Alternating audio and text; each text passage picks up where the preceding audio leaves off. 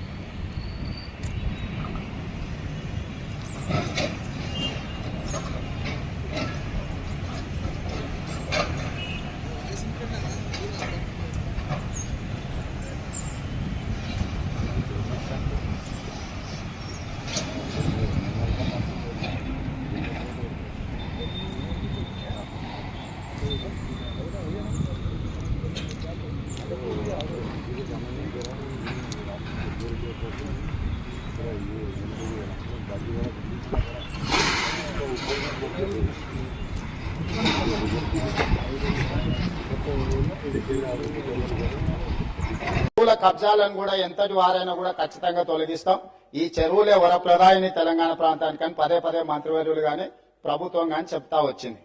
అయితే ప్రధానంగా సినిమా హీరోలు అంటే ప్రజలకు ఆదర్శంగా ఉండేవాళ్ళు, మంచిని ప్రజలకు బోధించేవాళ్ళు, వాళ్ళని ఆదర్శంగా సమాజం తీసుకుంటుంది. హైటెక్ సిటీ ఎదురుగా గురుకుల్ భూములలో ఎన్ కన్వెన్షన్ అనే ఫంక్షన్ హాల్ ఏదైతే ఉందో అక్కడున్న చెరువులో సగానికి అడ్డంగా గోడ కట్టి కొన్ని ఎకరాలు ఆక్రమించుకొని ఫంక్షన్ హాల్ నిర్వహిస్తున్నారు. పదే పదే ప్రభుత్వం దృష్టికి వచ్చింది, టీవీ ఛానళ్లలో పేపర్లలో చూపించారు. అక్కినేని నాగార్జున గారు కూడా దాని మీద స్పందించారు. ఈనాటి వరకు ఆ ఆక్రమణలు తొలగించలేదు. ఎందుకు అక్కినేని నాగార్జున గారు ఆక్రమించుకున్న చెరువుల ఆక్రమణలు తొలగించలేదు? ఎందుకు చర్యలు తీసుకోలేదు? ఏ శక్తులు అడ్డం పడుతున్నాయి? ఎప్పటిలోగా చర్యలు తీసుకుంటారో మంత్రి గారు సూటిగా సమాధానం చెప్పాల్సిందిగా కోరుకుంటున్నారు. హైటెక్ సిటీ ఎన్ కన్వెన్షన్ సెంటర్